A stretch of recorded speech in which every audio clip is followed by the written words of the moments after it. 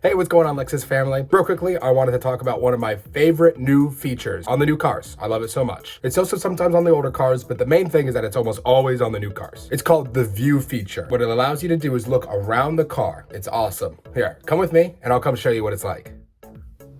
All right, Lexus, now that we're in the car, I wanted to show you that view feature real quick. Now, it could be in a lot of different places on these cars, but this is a new TX, specifically a 2025. And for the TX, it's gonna be down here.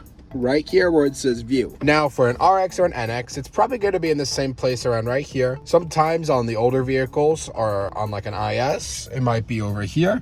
Might be one of these buttons, but it'll be pretty obvious when you see it. It's either going to be in this area or in this area.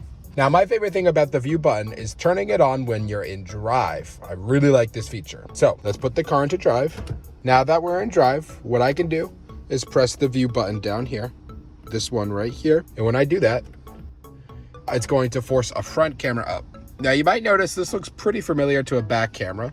Well, I'm going to shift in reverse. It's very similar. This is the rear camera now, this is the all-around camera. But what I can do instead is if I'm in drive, now I can have a front camera and all around. This front camera is really nice sometimes whenever you're pulling out of a tight space or you're getting really close to an object, and this all around camera to help you figure out exactly where you are, how big the car is, how close you're getting to something. It's really useful for that, and it helps make the car a lot safer.